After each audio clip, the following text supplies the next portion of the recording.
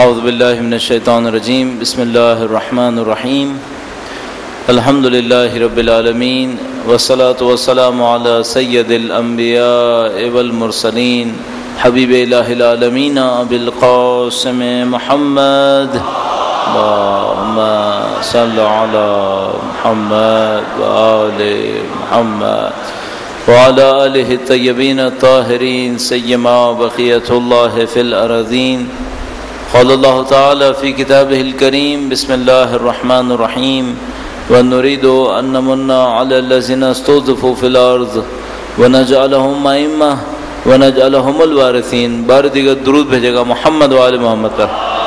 اللهم صل على محمد وآل محمد. عزیزان محترم، اس شب میں تمام تر مناسبتیں خوشی کے لیے، سعادت کے لیے،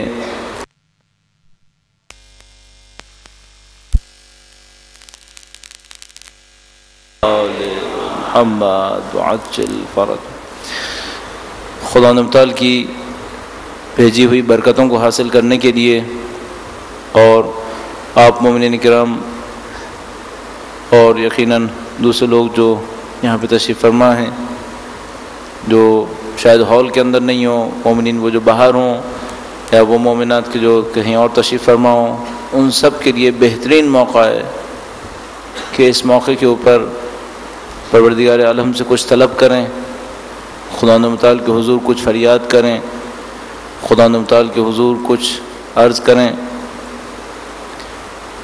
اللہ کا انتہائی احسان ہے کہ اس نے ہمیں اس شب میں یہ توفیق دی ہے کہ ہم وقت کے امام کے نام پر ایک جگہ پہ جمع ہیں. بحمد اللہ رب العالمین، اس کی دی ہوئی توفیق کے سائے میں ہم اور آپ اس شب کو اچھی طریقے سے گزارنے کے لیے تیار ہیں. جو چند منٹ میرے پاس ہیں اس میں چند موضوعات آپ کی خدمت میں عرض کرنے کی کوشش کروں گا. کچھ کا تعلق امام کی غیبت اور غیبت کے اختتام سے، اور کچھ کا تعلق ان اعمال سے اور اوراد، اذکار، دعاؤں سے جو ابھی آپ کچھ دیر کے بعد تلاوت فرمائیں گے اور انشاءاللہ اعمال انجام دیں گے. ایک بار پھر درود بھیجے گا محمد وآل محمد پر. صلی علی محمد وآل محمد وعجل فرجہ. ظاہر ہے کہ جو بھی امام کا چاہنے والا ہے، امام کا ماننے والا ہے، اس کے لیے موضوعات میں سے ایک اہم موضوع یہ ہے کہ غیبت کا اختتام کس طریقے سے ہوگا. یعنی ہم کہہ سکتے ہیں کہ ہماری زندگیوں کا نچوڑ اس وقت اس میں قرار پاتا ہے کہ یہ غیبت کیسے ختم ہوگی.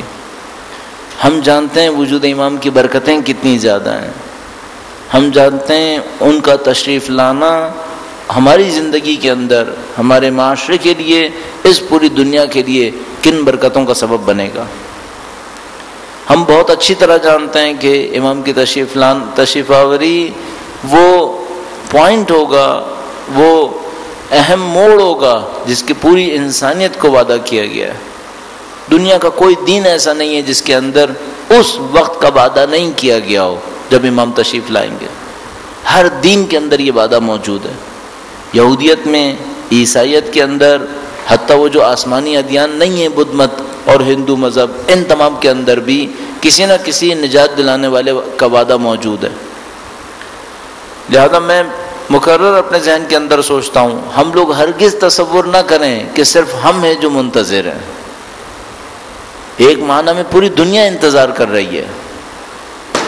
صرف اس بات کا کہنا کہ میں منتظر ہوں مجھے یہ مطمئن نہ کرے کہ جو میری ذمہ داری تھی میں نے وہ انجام دے دیا. نہیں معلوم کتنے لوگ انتظار کر رہے ہیں. حتیٰ وہ جو کسی دین کے معتقد نہیں ہیں وہ بھی کم از کم یہ بات سمجھ رہے ہیں کہ یہ دنیا اس طرح سے نہیں چل سکتی. میں گارنٹی سے آپ کی خدمت میں عرض کر رہا ہوں، جو لوگ حتیٰ اقتصادیات کے اندر مہارت رکھتے ہیں، معیشت کے اندر مہارت رکھتے ہیں، وہ جانتے ہیں دنیا کا نظام ایسے نہیں چل سکتا. جو لوگ سیاست کے اندر مہارت رکھتے ہیں وہ جانتے ہیں دنیا کا سیاسی نظام ایسے نہیں چل سکتا. سب لوگوں کے سامنے اپنی اپنی مہارتوں کے اندر بالکل واضح ہے یہ نظام ایسے نہیں چل سکتے. ان نظاموں کو درہم برہم ہونا ہے. اس اعتبار سے میں اور آپ بہت خوبصورت وقت میں ہیں، بہت اچھے وقت کے اندر ہیں. ہم ان نظاموں کو اپنی آنکھوں سے ٹوٹتا دیکھ رہے ہیں. آج سے تقریباً 20-21 سال پہلے ہم نے اور آپ نے کمیونزم کو شکست کھاتے دیکھا ہے. کوئی سوچ نہیں سکتا تھا 30 سال پہلے، حتیٰ 25 سال 22-23 سال پہلے، جب مثال کے طور پر امام خمینی نے گورباچوف کو لیٹر بھیجا تھا اور اس کو دین اسلام کی دعوت دی تھی، کوئی سوچ نہیں سکتا تھا کہ کمیونزم اس طریقے سے اچانک ختم ہو جائے گی. انہوں نے فرمایا کہ ختم ہو جائے گی. انہوں نے اپنے لیٹر کے اندر لکھا کہ کمیونزم کی قبروں میں ہڈیوں کے چڑچڑانے کی آواز آ رہی ہے، ختم ہو گئی کمیونزم. اسی لیٹر کے اندر انہوں نے لکھا تھا کہ مغربی معاشرہ بھی شکست کھانے والا ہے. یہ ہماری آنکھوں کے سامنے ہو رہا ہے سب کچھ. جو چیز قابل تصور نہیں تھی 30-40 سال پہلے کی ہو جائے گی، وہ ہمارے سامنے اب سب کچھ رونما ہو رہا ہے. وہ امریکی نظام جو آج سے 10 سال پہلے دعوے دار تھا کہ پوری دنیا کا رہنما ہے، پوری دنیا کا لیڈر ہے، 1991 میں جب رشیا ختم ہوا تھا تو کہتے تھے کہ ہم پوری دنیا کے رہنما ہیں، ہم انسانیت کو ایک ایسے مقام پر لے گئے جس سے بڑھ کر ترقی ممکن نہیں ہے. ایک نظریہ پیش کیا ایک شخص نے، اس نے کہا اینڈ آف ہسٹری ہے، تاریخ یہاں پر ختم ہو گئی، انسانیت کی آزادی ایک ایسی جگہ پہ پہنچ گئی کہ اس سے بہتر ممکن نہیں ہے. لبرل ڈیموکریسی کو مذہب کے طور پہ پیش کرنا شروع کر دیا تھا. آج وہ ملک کہاں کھڑا ہوا ہے؟ اتنا قرضہ لے چکا ہے، اتنا قرضہ لے چکا ہے، پوری دنیا کے سامنے واضح ہے کہ ملک ختم ہو چکا ہے. اور اگر اس ملک کو جو اتنی طاقت کے ساتھ ہم کہہ رہے ہیں کہ ختم ہو چکا ہے، تو اس دنیا کے نظام میں سے کیا بچا ہے پھر؟ یہ پوری دنیا کا نظام شکست کھا رہا ہے. لہذا میں کہوں گا کہ اس اعتبار سے ہم بہت اچھے دور میں ہیں کہ ہم دنیا کے طاغوتوں کو شکست کھاتا دیکھ رہے ہیں. اب جو ہمارے سامنے ظاہر ہو رہا ہے وہ یہ کہ ایک طرف سے طاغوتی نظام شکست کھا رہا ہے، جو دنیا کے آج کے جدید دور کے بت بنے ہوئے تھے وہ سب کے سب ایک ایک کر کے گرتے چلے جا رہے ہیں. اور بحمداللہ رب العالمین ہم دیکھتے ہیں اہل بیت کی معنویت، ان کی فکر مسلسل دنیا کے اندر ترقی حاصل کر رہی ہے. آپ خود تصور فرمائیے کہ آپ 20-25 سال پہلے اس طرح سے جمع ہوتے تھے؟ کیا ہم مثلا آج سے 20-25 سال پہلے 15 شعبان کے موقع کے اوپر اتنا لوگوں کے اندر امام کے نام پر جوش و ولولہ دیکھتے تھے؟ کیا اتنی عبادتیں جو آج بحمداللہ رب العالمین انجام پا رہی ہیں، لوگوں کے اندر ایک مزاج بن گیا ہے کہ ہمیں پروردگار عالم کی بندگی کرنی ہے، اور اتنے لوگ اس کے شاہد ہیں؟ یہ سب کچھ 20-25 سال پہلے نہیں تھا. البتہ یہ بھی عرض کرتا چلوں کہ یہ سب چیزیں آسانی سے نہیں ہوئی ہیں. لاکھوں پاکیزہ لوگوں نے اپنا خون بہایا اس کے پیچھے، لاکھوں لوگوں نے جانیں دی ہیں. شاید میں اور آپ قبول نہ کر سکیں کہ ایران عراق کی جنگ کے دوران اگر کوئی 17-18 سال کا جوان شہید ہوا تھا تو ہم اس کے مخروض ہیں. ایکچولی شاید ہم قبول نہ کریں، لیکن یہ کہ ہمارے پاس 25-30 سال پہلے مفاتیح الجنان نہیں تھی، یہ دعائیں نہیں تھیں، یہ زیارات نہیں تھیں، ہم الحمدللہ رب العالمین اب ہیں ہمارے پاس. پوری دنیا میں اس کی طلب ہے. ہم بہت اچھے دور میں اس اعتبار سے. وہ خالص ترین اہل بیت کے پیغامات جو صرف کتابوں کے اندر رکھے ہوئے تھے بحمداللہ رب العالمین اب لوگوں کے ہاتھ میں ہیں. میں مطمئن ہو کے عرض کر رہا ہوں 30 سال پہلے ہم نہیں جانتے تھے دعائے سلامتی امام کیا ہوتی ہے. اللہم کل ولیک ہم لوگوں نے کہاں پڑھی تھی 30 سال 35 سال پہلے؟ آج جو آپ دعائیں الحمدللہ رب العالمین آج کی شب میں پڑھیں گے، یہ ہمیں اور آپ نے سوچی بھی نہیں تھی کہ یہ بھی ہمارے پاس اہل بیت کے چاہنے والوں کے پاس کتابوں کے اندر اور رسالوں کے اندر موجود ہیں. بحمدللہ اب ہم لوگوں کے درمیان ہے. اس اعتبار سے ہمارا دور بہت اچھا دور ہے. ہاں یہ ہے کہ ایک بات کا خوف کھایا جاتا ہے، وہ یہ کہ خدا متعال نے کسی قوم کو دائمی فضیلت کا وعدہ نہیں کیا ہے. میں جملہ مکرر آپ کی خدمت میں عرض کرتا ہوں اپنی یادآوری کے لیے. خدا نے کسی قوم کے ساتھ وعدہ نہیں کیا کہ اس کو ہمیشہ فضیلت دے گا. نہیں، وعدے صرف ایک بات کے ہوئے ہیں، جو تم ہمارے راستے میں کوشش کرو گے ہم تمہاری رہنمائی کریں گے. والذین جاہدوا فینا لنہدینہم سبلنا ان تنصروا اللہ ینصرکم. خدا متعال کے سارے وعدے ہم سے شروع ہوں گے. اگر ہم کچھ کریں گے خدا کچھ کرے گا. اور فرماتا ہے سزا کے اندر بھی ایسا ہی ہے، فرماتا ہے ان عدتم عدنا، اور اگر تم پلٹ جاؤ گے تو ہم بھی پلٹ جائیں گے. کسی قوم کو دائمی ابدی فضیلت نہیں ملے گی.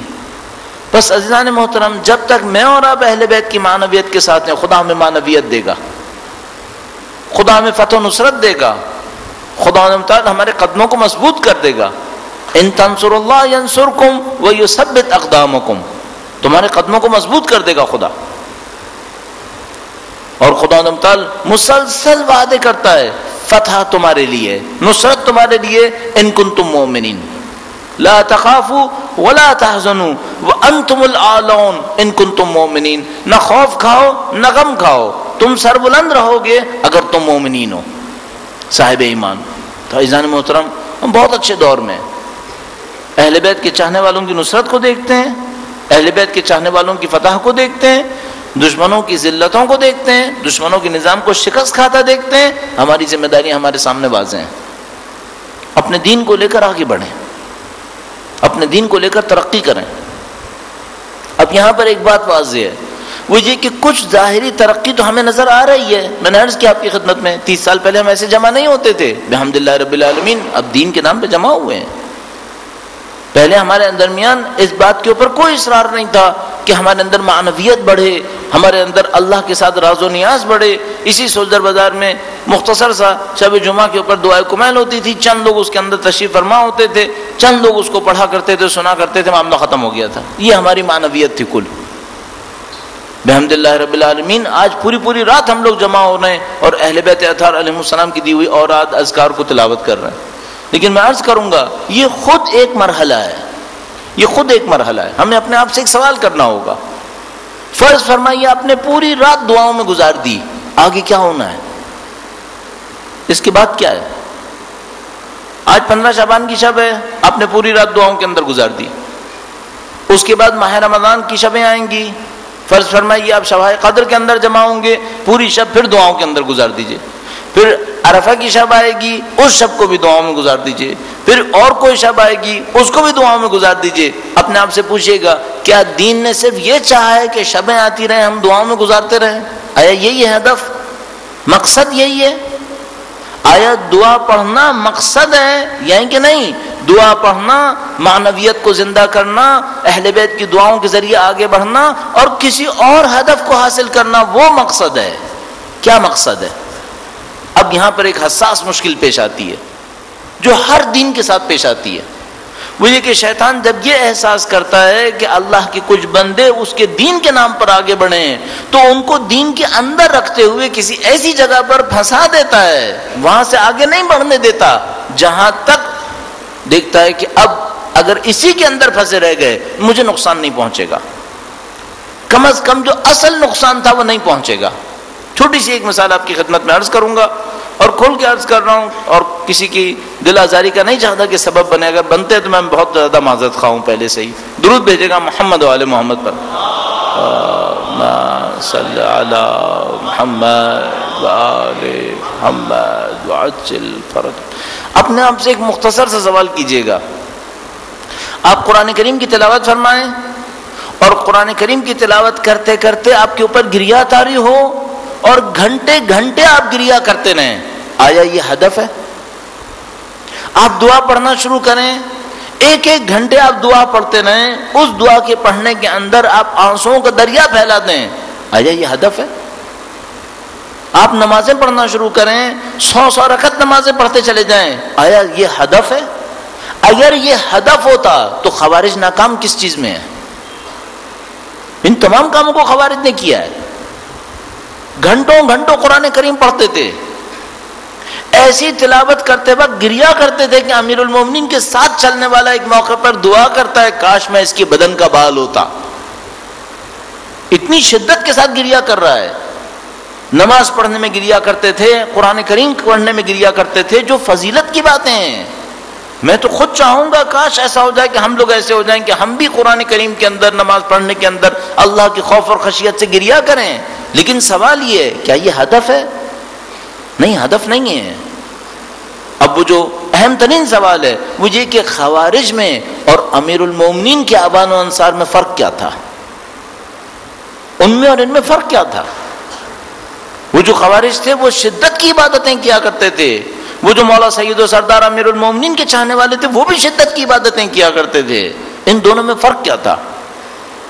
ان دونوں میں فرق تھا۔ وہ یہ کہ جو امیر المومنین کے چاہنے والے تھے وہ راتوں میں اللہ کے حضور سجدے میں سر رکھتے تھے اور پورے دن پوری زندگی امیر المومنین کے تابع دار تھے، اور وہ جو خوارج تھے وہ بھی بندگی کرتے تھے اللہ کی، نام کم سے کم یہ لیتے تھے، لیکن اہل بیت اطہار علیہم السلام کی اطاعت، رہبری اور ولایت سے کچھ نہیں جانتے تھے، ان کے دماغ میں اس میں سے کچھ نہیں تھا، اپنی منمانی کے ماہر تھے۔ فرق یہ تھا، ایک اہل بیت اطہار علیہم السلام کی ولایت کو سمجھتے تھے، اس ولایت کے سامنے سر جھکاتے تھے، اور دوسرے اس ولایت سے بھاگنے والے تھے، ان کے سامنے اپنی نفس پرستی دکھاتے تھے، اور اس نفس پرستی کے نتیجے میں اس شدت کی گمراہی میں جا کر پھنس گئے تھے کہ جیسا کہ ہمارے پاس مفتی جعفر حسین صاحب نے اپنی نہج البلاغہ کی ترجمے کے اندر تحریر فرمایا، جہاں تک مجھے یاد آتا ہے کہ ایک موقع پر ایک خوارج امیر المومنین کے ایک چاہنے والے کو شہید کرتا ہے، اس کی زوجہ کو بھی شہید کرتا ہے، حاملہ تین بچے کو بھی شہید کرتا ہے۔ اس کے بعد آگے گزرتے ہوئے دو روایات کے تحت ایک دفعہ سیب توڑتا ہے تو کوئی کہتا ہے کسی کے باغ سے سیب توڑنا جائز نہیں ہے، اور ایک اور روایت کے مطابق آگے بڑھتا ہے، ایک نجس جانور کو دیکھتا ہے اور مارنے کی کوشش کرتا ہے، اور دوسرا کہتا ہے نجس جانور کو بھی بے ہدف مارنا صحیح نہیں ہے۔ یہ کون لوگ یہ باتیں کر رہے ہیں؟ تھوڑی دیر پہلے 3 انسانوں کو قتل کر کے آئے، 3 انسانوں کو قتل کیا ہے ابھی، اور آگے بڑھ کے کہہ رہا ہے سیب توڑنا صحیح نہیں ہے، یا مثال کے طور پر نجس جانور مارنا صحیح نہیں ہے۔ یہ کن لوگوں کا ذکر ہے؟ یہ وہ لوگ جو نفس پرست ہیں، تمام تر عبادتوں کے باوجود نفس پرست ہیں۔ اچھا، ان میں اور ان میں فرق کیا ہے؟ فرق یہ ہے کہ جب ان کے سامنے ولایت کا پیغام آتا ہے وہ ولایت کے پیغام پہ عمل کرتے ہیں، اپنی منمانی نہیں کرتے۔ یہ لوگ اس شدت کے نفس پرست تھے، اپنی منمانی کرنے کے ماہر تھے خوارج، کہ مولا امیر المومنین عبداللہ بن عباس کو بھیجتے ہیں جو خود مفسر قرآن ہیں۔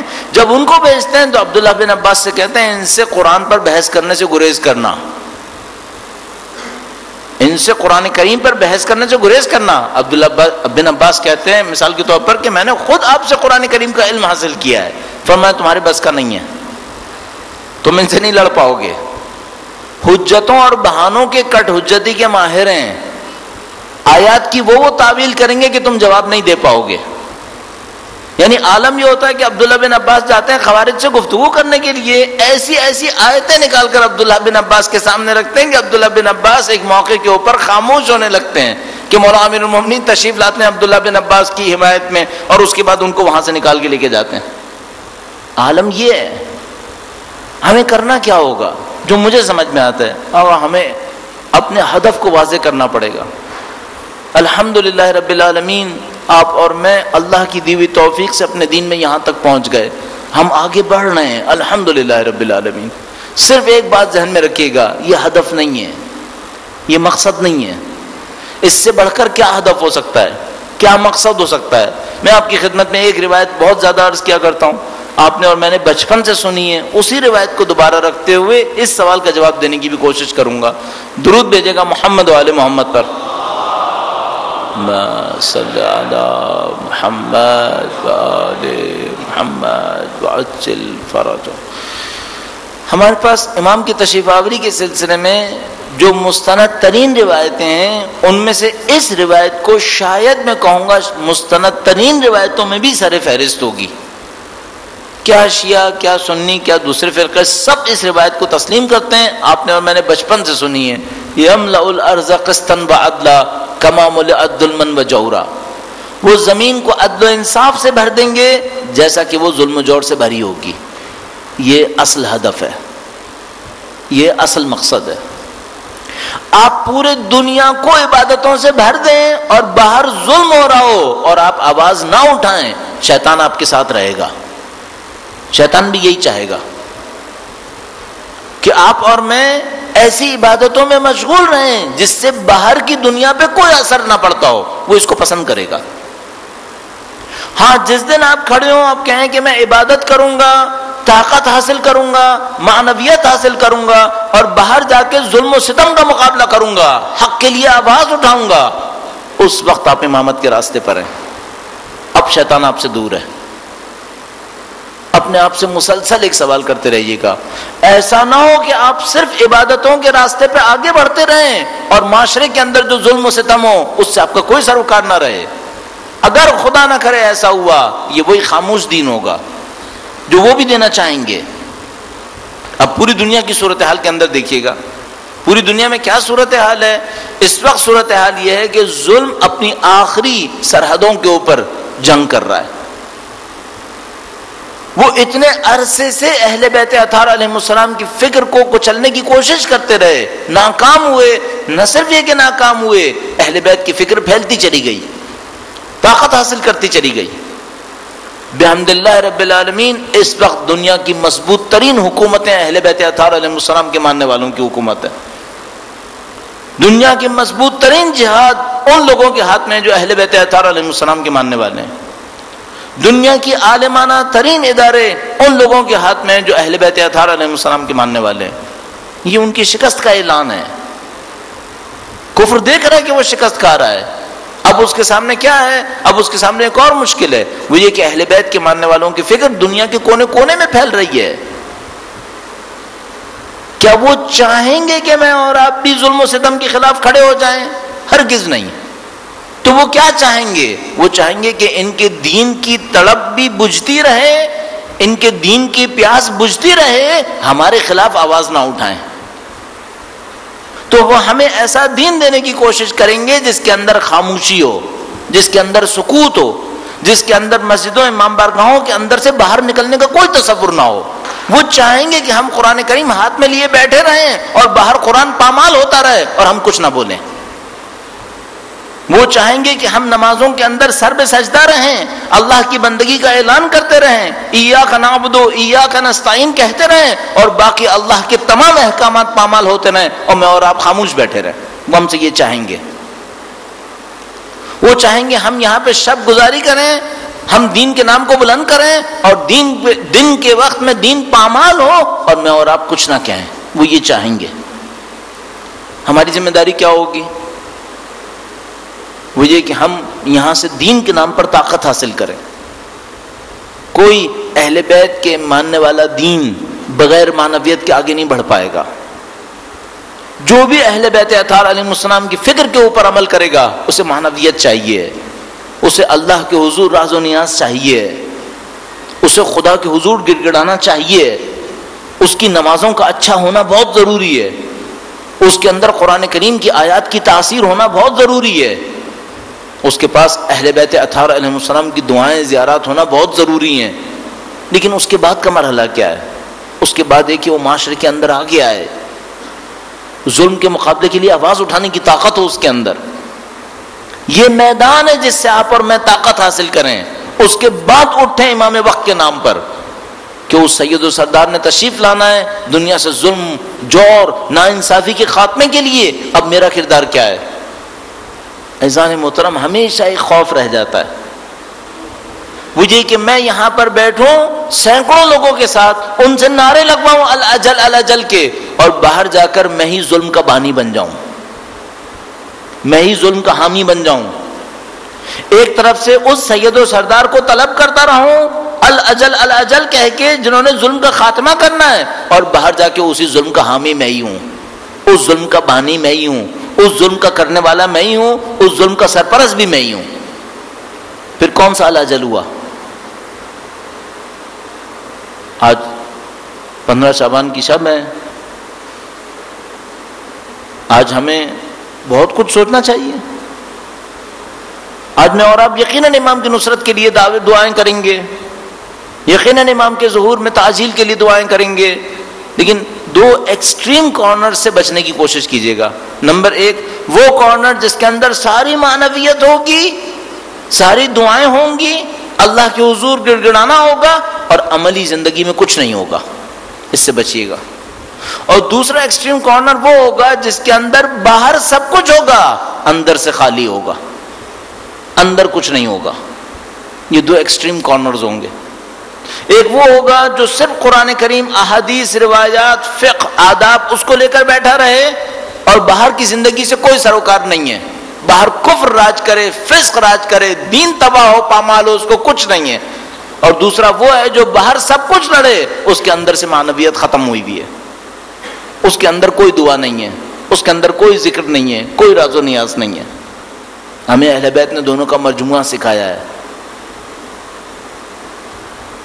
اشداء علی الکفار رحماء بینہم، فرمایا کہ وہ کافروں پر شہید ہیں، شدید ہیں، اپنے درمیان رحم کرنے والے ہیں، تم ان کو رکوع اور سجدوں میں پاؤ گے. خداوند متعال اس کمبینیشن کو ہمارے اور آپ کے درمیان دیکھنا چاہتا ہے. ایک طرف سے اہل معنویت ہوں، دوسری طرف سے دشمن کے لیے شمشیر ہوں. اگر غیر معصوم میں کوئی آئیڈیل نظر آتا ہے اس معاملے میں تو اہل بیت کے شاگرد مالک اشتر نظر آتے ہیں. اور بھی بہت ہیں لیکن ٹاپ پر شاید جو نظر آنے والوں میں حضرت مالک اشتر نظر آتے ہیں، مثلا حضرت ابو ذر غفاری نظر آتے ہیں. شدید ہیں، دشمن سے لڑنے میں شدید ہیں، عبادتوں کے اندر رحیم ہے. اگر کوئی راز و نیاز میں دیکھ لے، اور میں تو امیر المومنین کے شاگرد کا تذکرہ کر رہا ہوں، خود کوئی امیر المومنین کو اگر دیکھتا تھا تو جیسا کہ ہمارے اور آپ کے پاس روایت ہے، بچپن سے ہم اور آپ سن رہے ہیں کہ مثلا لوگ بیوی کو آ کر بتاتے تھے کہ امیر المومنین دنیا سے رخصت ہو گئے ہیں، اتنا زیادہ گریہ کیا ہے. اور اگلے ہی دن اگر میدان جنگ ہو تو کون شمشیر کے سامنے کھڑا ہو سکتا تھا؟ ہم ایسے کیوں نہیں ہیں؟ ہم کیوں دو میں سے ایک کونے میں چلتے ہیں؟ یا ہم اہل اجتماع ہوتے ہیں، معاشرے کے اندر کام کرنے والے ہوتے ہیں، یا ہم اہل عبادت ہوتے ہیں؟ دونوں میں کیوں نہیں ہیں؟ ہمیں ہر محاذ پہ کام کرنا ہوگا. اگر ہم واقعاً اہل بیت اطہار علیہ السلام کے چاہنے والے ہیں، اور ہم اہل بیت کی زندگی میں کیا یہ نہیں دیکھتے؟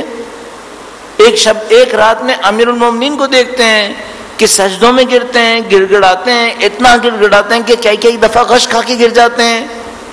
ایک دفعہ مثلا جنگ صفین کی لیلۃ الحریر کے اندر سنتے ہیں کہ راوی کہتا ہے ساری رات امیر المومنین کی تکبیر کے نعروں کی آواز آتی تھی اور دشمنوں کے سر اڑاتے تھے. اور اس کے بعد کبھی روایتوں میں دیکھتے ہیں کہ ظہر کی نماز پڑھ کے مدینے کی گرم تنہا گلیوں کے اندر آگے پیچھے ہوتے تھے، اور کسی نے پوچھا کہ آپ اس وقت اتنی گرمی کے موسم میں باہر گلیوں میں کیوں ہیں؟ فرمایا ایسا نہ ہو کوئی مدد چاہتا ہو اور کوئی مدد کرنے والا نہ رہے. ہری کو نصرت کرنی ہے. دشمن کے سامنے اس شدت کے تھے کہ جب میدان کے اندر آتے تھے تو کسی کے سامنے کھڑے ہونے کی مجال نہیں تھی، اور اگر کسی بیوہ کے سامنے تھے تو اپنے آپ کو آگ کے نزدیک لے جا کر فرماتے تھے کہ یہی آگ ہے جو سب کے سامنے آئے گی. ہمارے سامنے یہ آئیڈیلز ہیں، ہمیں اس طرح سے بننے کو کہا گیا ہے. تو مجھے جو بار بار مجھ جیسے کو خوف آتا ہے وہ یہ کہ ایسا نہ ہو کہ ہم اہل بیت کی زندگی کے ایک پہلو کو دیکھ کر اس میں ختم ہو جائیں. سب کچھ لے کر چلیے، سب کچھ ہماری ذمہ داریوں کے اندر ہے. اگر کبھی ہمیں موقع ملتا ہے، ہم سے کوئی کہتا ہے بھائی دشمن کو للکارو، تو دشمن کو للکارو. پھر امریکہ غلط ہے، دنیا کے اندر ظلم ہے، ظلم کا بانی ہے. اگر آج امام وقت تشریف لائیں امریکہ کے خلاف یقیناً کام کریں گے، طے شدہ حقیقت ہے. اسرائیل ظلم ہے، ظلم کا بانی ہے، فلسطینی مظلوم ہے. اگر امام اس وقت تشریف لائیں یقیناً ان یہودیوں کا سر قلم کر دیں گے، ان صہیونیوں کا. طے شدہ سی بات ہے. کیپٹلزم دنیا کے اندر ظلم ہے، اگر امام آج تشریف لاتے ہیں یقیناً مظلوموں کا ساتھ دیں گے، اس کیپٹلسٹ نظام کو ختم کر دیں گے.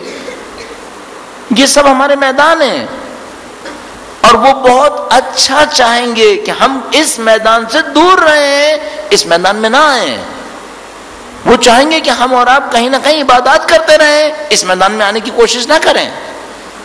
لہذا میں مکرر آپ کی خدمت میں عرض کرتا ہوں، آپ یقین فرمائیے اگر ہم ان سے کہنا کہ ہم تمہارے ساتھ کمپرومائز کرتے ہیں، ہم تمہارے نظام کو نہیں چھیڑیں گے، تم ظلم کرتے ہو، ہم کچھ نہیں کہیں گے، ہمیں عبادتیں کرنے دو، ہمارے لیے مسجدیں بنائیں گے.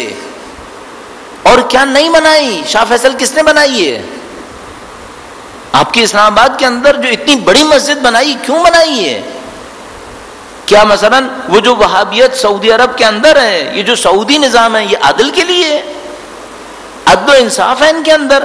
عدل و انصاف نہیں ہے تو یہ مسجدیں کیوں بناتے ہیں یہ لوگ؟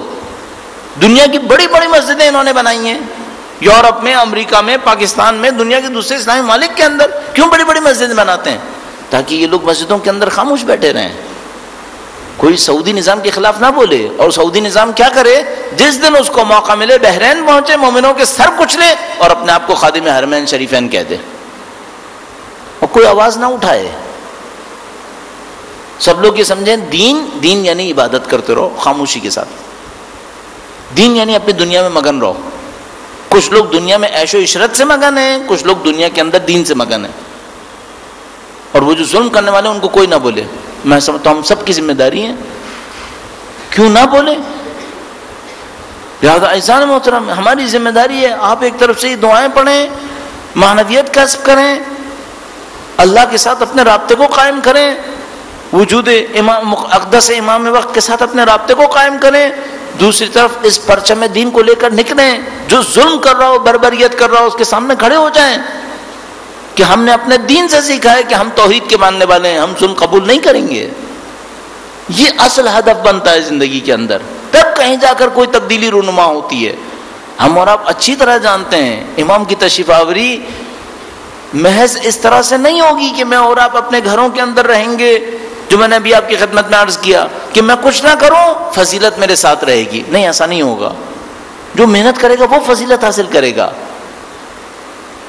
آج جو ہمیں خوف ہے وہ یہ کہ کہیں ایسا نہ ہو کہ ہم اور آپ اپنی زندگی کہیں اور گزار لیں، امام تشریف لے آئیں، ان کی نصرت کرنے والے لوگ کوئی اور لوگ ہوں، خدا نہ کرے نعوذ باللہ ہم اس میدان میں پیچھے نہ رہ جائیں۔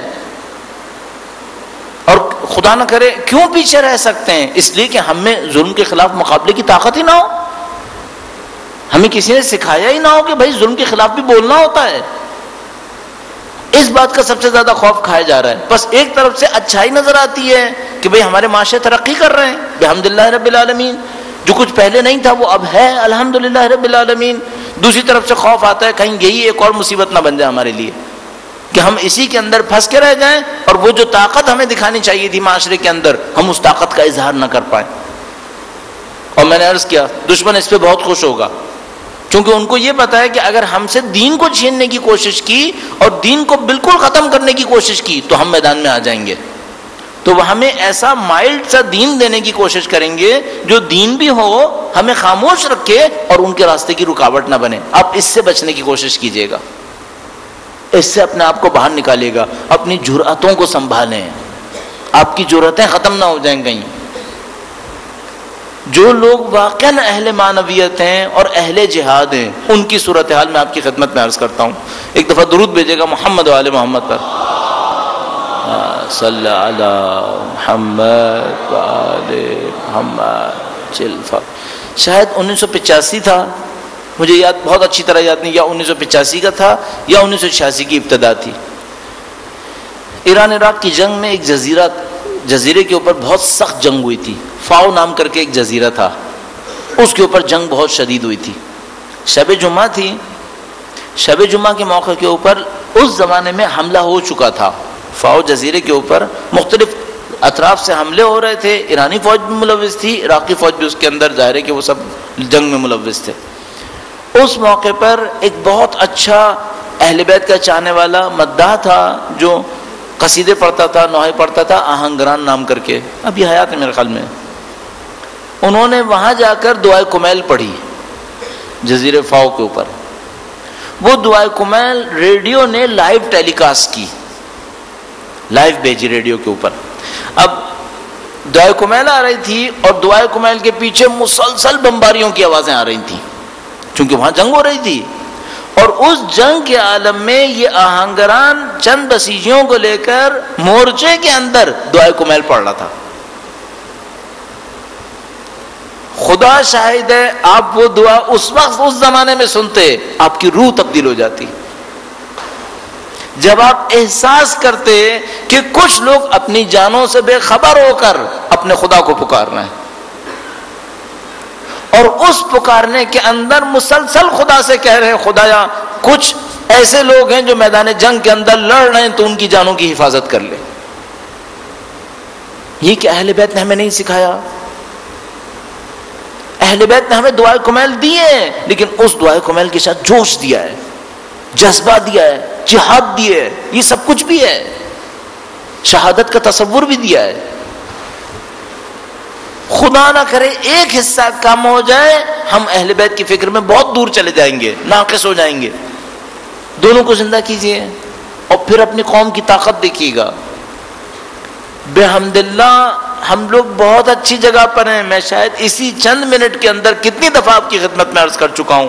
میں جو کچھ آپ کی خدمت میں عرض کر رہا ہوں اس سے کوئی یہ نہ سمجھے کہ میں یہ کہنا چاہ رہا ہوں کہ ہم آگے نہیں بڑھ رہے. نہیں، آگے بڑھ رہے ہیں. خطرات بہت زیادہ ہے، انحرافات کا امکان بہت زیادہ ہے، دشمن بھی بہت تیزی سے دیکھ رہا ہے. آپ کبھی مت سوچیے گا کہ آپ دین کے نام پر اتنے لوگ یہاں پہ جمع ہو ایک ہال کے اندر اور ابھی آپ خدا متعال کی بندگی کریں گے اور وہ جو دین کی دھجیاں بکھیرنے والے باہر نظام کھڑے ہوئے ہیں وہ آپ سے بے خبر ہوں گے. نہیں، اچھی طرح جانتے ہیں کہ آپ کتنے لوگ یہاں پہ جمع ہوئے ہوئے ہیں. تو ان کی خواہش کیا ہوگی؟ وہ کہ یہیں پہ جمع رہیں، باہر جا کے ہمارے خلاف بات نہ کریں کہیں. ان کی خواہش یہ ہوگی. اور اگر ان کو پتا چل جائے نا کہ آپ کے یہاں جمع ہونے کے نتیجے میں ان کی جان بچ سکتی ہے، ایسے 4 ہال آپ کو بنا کے دیں گے. 4 ہال اور لو، سب کو جمع کرو، یہیں پہ بٹھاؤ، باہر نہیں لانے دینا ان کو. وہ بنا کے دیں گے پھر آپ کو. اور آپ کو جو مجھے کرنا ہے وہ یہ کہ بھائی ہم کہیں پر بھی بیٹھے جہاں اہل بیت سے یہ سیکھیں گے وہاں اہل بیت سے جہاد بھی سیکھیں گے. اہل بیت کی جامعیت کو اپنے اندر لے آئیے. اس کے بعد اب اپنی طاقت دیکھیے گا. آج بھی کم نہیں ہے الحمدللہ رب العالمین. اگر کم ہوتی تو اتنی سازشیں نہیں ہوتی ہمارے خلاف.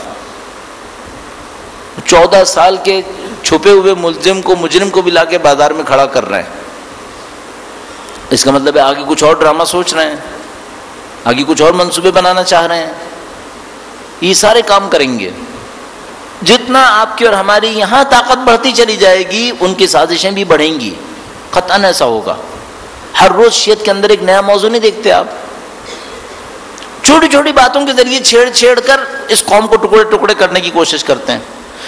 کچھ نہیں ہوا تو یہی موضوع ولادت کہنا ہے یا ظہور کہنا ہے، لو اسی پہ لڑو. ارے بھائی یہ اہل بیت کا ماننے والا نہیں ہے کیا؟ ہاں یہ بھی ماننے والا ہے. وہ ماننے والا نہیں ہے کیا؟ وہ بھی ماننے والا ہے. لیکن دونوں ایک دوسرے سے لڑ رہے ہیں. کس بات پہ لڑ رہے ہیں؟ آج شب ولادت ہے یا شب ظہور ہے؟ یہ اہل بیت نے یہاں پہ لا کے کھڑا کرنا تھا ہمیں.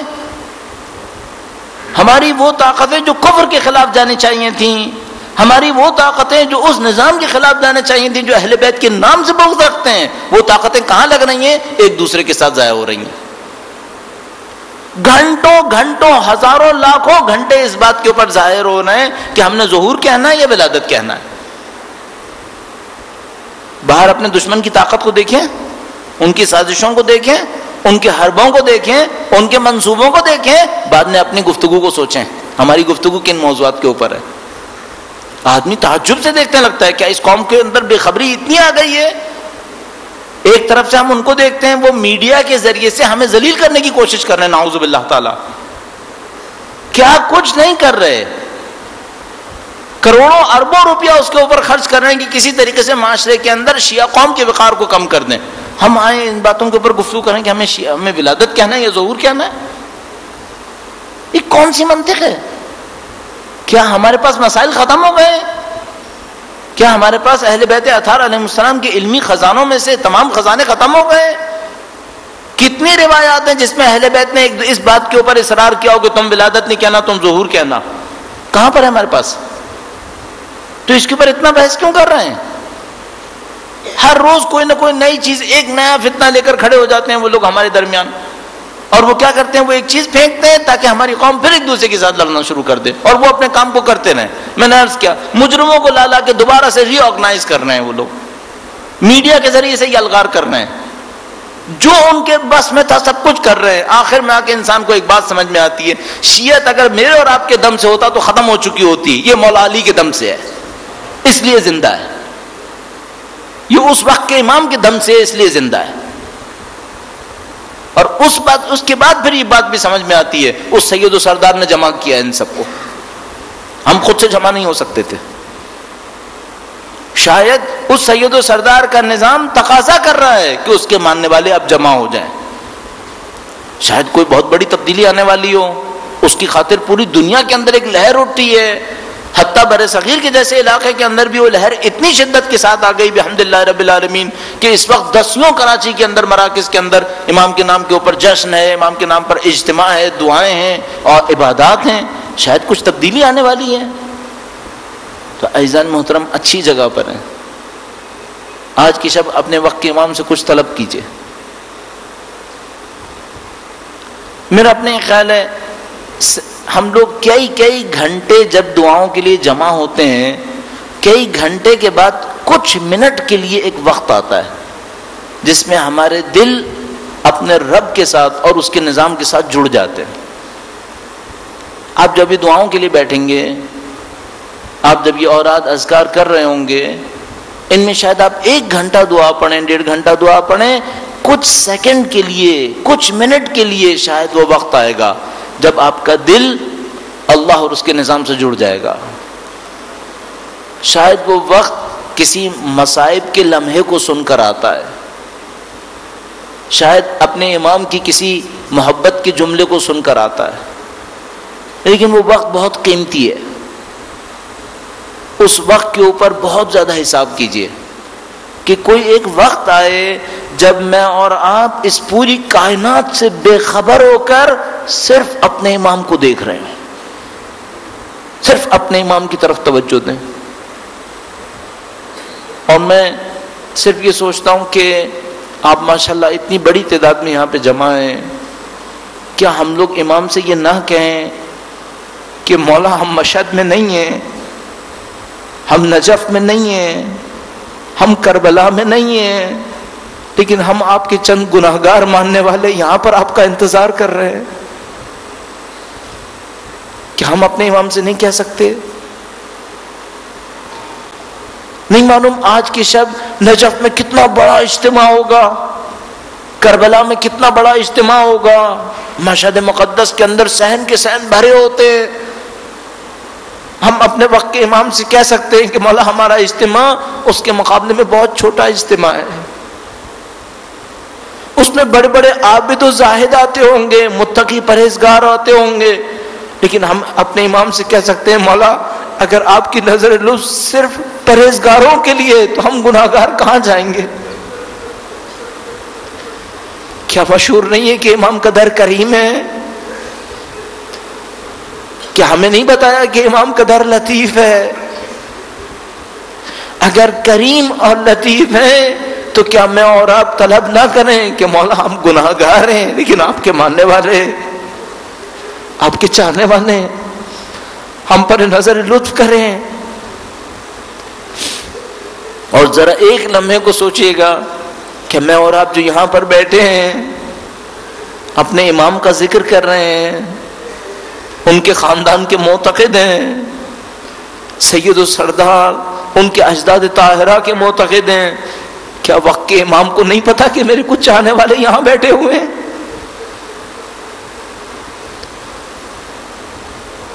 کتنا خوبصورت لگتا ہے جب یہ احساس ہوتا ہے کہ وہ پردہ غیب میں امام ہمارے اجتماع کو جانتے ہیں. احساس بھی اچھا ہے کہ وہ بھی دیکھ رہے ہیں کہ ان کے چند ماننے والے یہاں جمع ہیں.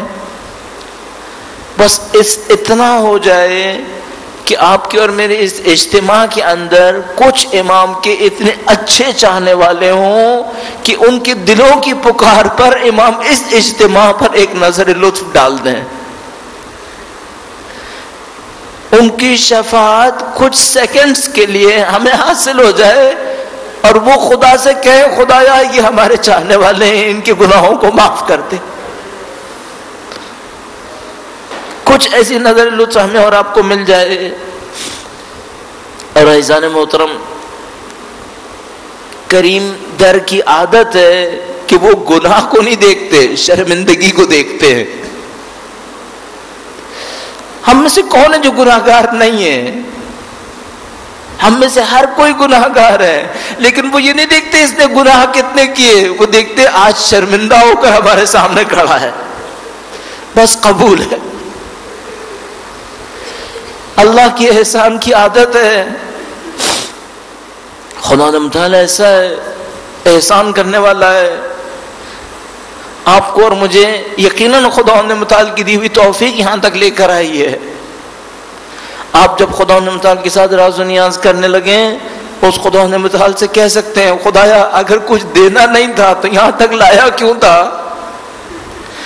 اگر میں کسی فقیر کو آسرا دوں کہ میں تجھے کچھ دوں گا تو میرے در تک آ جائے، وہ میرے دروازے پر آ کے کھڑا ہو، مجھے کہے کہ مجھے دو اور اب میں نہ دوں، کتنا برا ہے یہ۔ خدا نے توفیق دی ہے، دروازہ کھول دیا ہے، آپ کو یہاں پہ لا کے کھڑا کر دیا ہے، ایسا ہو سکتا ہے کچھ دیے بغیر بھیجے گا؟ آپ کو دینے کے لیے بلایا ہے اس نے، اپنے خدا سے طلب کرنے، خدا کو حجت خدا کا واسطہ دیں اور حجت خدا کو سید الشہداء کا واسطہ دیں۔ ایک روایت نفیس ترین روایات میں سے ایک روایت وجود امام زمانہ سے صادر ہوتی ہے، فرماتے ہیں میں اپنے جد امجد کی یاد میں صبح شام خون کے آنسو روتا ہوں۔ امام زمانہ فرما رہے میں حسین کی یاد میں خون کے آنسو روتا ہوں۔ میں اپنے امام سے کہہ سکتا ہوں مولا میرا کوئی عمل اچھا نہیں ہے، میرا کوئی ذکر قابل قدر نہیں ہے، میری کوئی چیز اچھی نہیں ہے، لیکن میں بھی آپ کی جد امجد کا چاہنے والا ہوں۔ ہم بھی امام حسین کے نام پر روتے ہیں، ہم بھی سید الشہداء کے چاہنے والے ہیں۔ عزیزان محترم واسطے بہت دے سکتے ہیں آپ بہت کچھ حاصل کر سکتے ہیں آج کی شب، بس ان تمام چیزوں کو جمع کیجئے، امام سے طلب کرتے رہیے، اور بہترین دعاؤں میں سے ایک دعا، باقی جو دعائیں آپ مانگیں گے اچھی مانگیں گے انشاءاللہ، بہترین دعاؤں میں سے ایک دعا یہ مانگے گا کہ خدا ہے یہ جان تیری امانت ہے، امامت کی راہ میں قربان کر دے۔ ہم دنیا کی راہ میں نہ مریں، اپنی ذاتی مفادات کی راہ میں نہ مریں، ہم سب کو موت آنی ہے، خدا بستر پہ نہ دے، امامت کی راہ میں دے۔ جب مرنا ہی ہے تو شہادت پہ کیوں نہ مرے؟ اور شہادت کی بہترین منزل وہ ہے جو امامت کی راہ کے اندر نصیب ہو رہی ہے۔